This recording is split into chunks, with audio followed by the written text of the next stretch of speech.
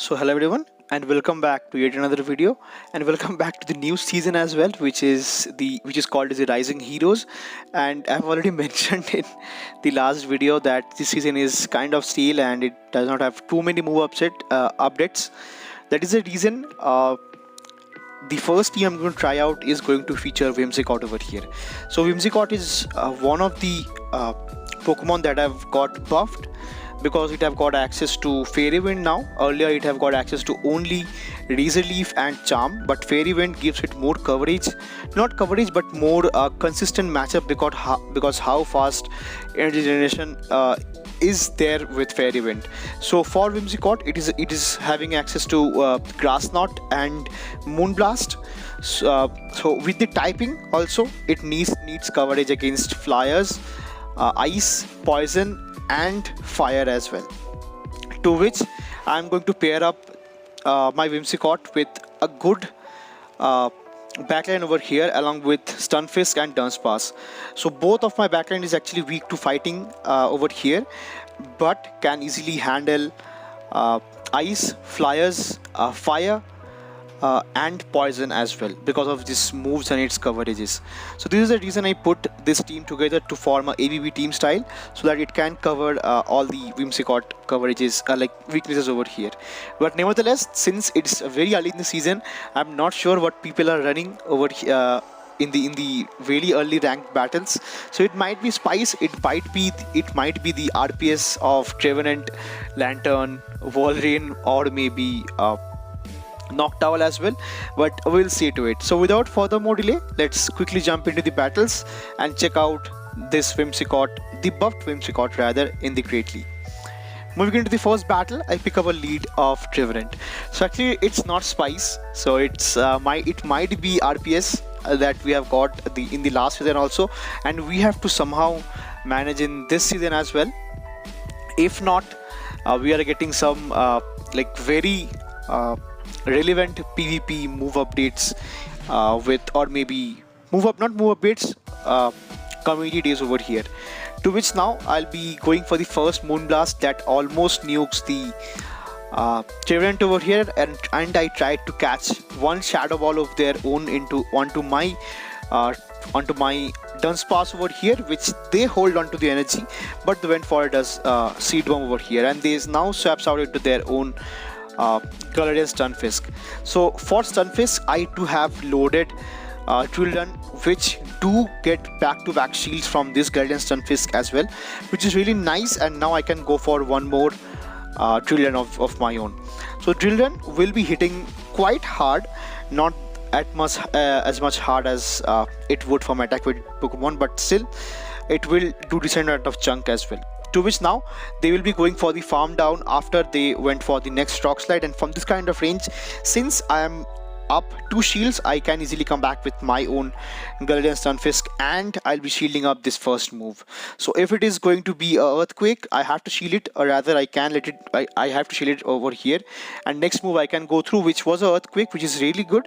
And now I'll be going for the first Earthquake of my own, just knocking out the Stunfisk from this scenario, and they again comes back with their own Trevenant of their own actually, to which now the final Pokemon is going to be revealed to be a Melmetal, which is going to just getting nuked with this Earthquake coming in, and now I can come back with my Whimsicott, get the Fairy Wind down for this Trevenant and get the win for the first battle. And now moving into the next battle, I pick up a lead against Excavalier. So this team can core break my whole team over here, because it have got access to Drill Run, Mega Horn and Counter, but they're actually running Bug Bite with, I'm not sure what it is, but I have to shield up because it have got access to Drill Run, Mega Horn and Aerial Ace. So I think it might be Aerial Ace, which it is. So I have to shield up over here, and after building up to quite of extra energy, so I have to shield up this move once again, because my backline cannot actually face this, because it's just going to be super weak for my backline to face this. So that is the reason I have to go for one Grass Knot to take it out. And from this kind of range, from this kind of scenario, let's see what they comes back with. So they have got their own Steelix over here, which my backline can handle, and the final Pokemon is going to be revealed to be beware of their own, which is fine. So I can go for back-to-back Moonblasts over here to get both the shields, and now I'll be switching back into my own Dunsparce over here. So I thought they're actually running Shadow Claw, but it's not the case, because they are actually running Low Kick, which hits for super active damage onto my Dunsparce in this scenario. But I'll be going for back-to-back Drill Runs over here. So Drill Run will just get the knockout for them. If not, they will have to go for back-to-back Super Powers to get me out.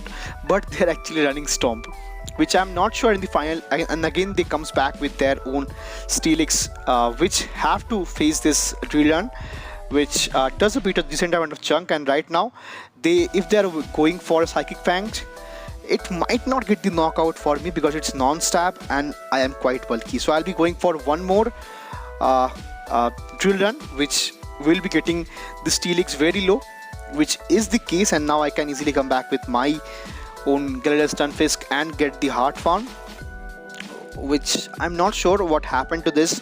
And I want to really mention this because in the early ranks, this game was kind of laggy, choppy over here. So I thought people are lagging, but it's not the case. They were actually going for fast attacks, which just got added up later. So the animation was not there, but later it got added up. So I got my health quickly down to quite a bit of fast moves, but it was not showing up in the game. So nevertheless, I get the win for the second battle here as well. And now moving into the third battle, I pick up a lead against Zangoose. So if you see, so you thought that I also thought that this Charizard was actually lagging, but it is not the case, because you guys will see this the fire spin will just add up quickly onto the next Pokemon, which it does. So now I'll be going to come back with my own Dunsparce, and I'll be going for the first Rock Slide, which does get both the shield from my opponent's end, because the Moonblast took the first shield, and now the Rock Slide, and they almost nuked me with a overheat. But since thanks to the fast energy generation from the rollout, I could reach to the next Rock Slide, which does knock out the Charizard over here, and they now again comes back with their own Zangoose. So for Zangoose, I do know that they have access to Night Slash and Close Combat, so both of them are registered onto my Whimsicott, but I'm not sure what they have other than that. So actually they're running Dig, so that is the reason I shielded up the first move, because I was up 2 shield. And now I'll be going for the next Grass Knot, which will just knock out the Zangoose, and the final Pokemon is revealed to be a Galarian Stunfisk. So I was not sure how this matchup went, but it is kind of good as well, because this Grass Knot does a really good chunk of damage, and I can reach to the next Grass Knot as well. I think they lagged some kind of happened something, but the next Grass Knot that does take out the Stunfisk as well, giving me the win. But that's not the point. The point is it hurts the Galarian Stunfisk, though being neutral over here.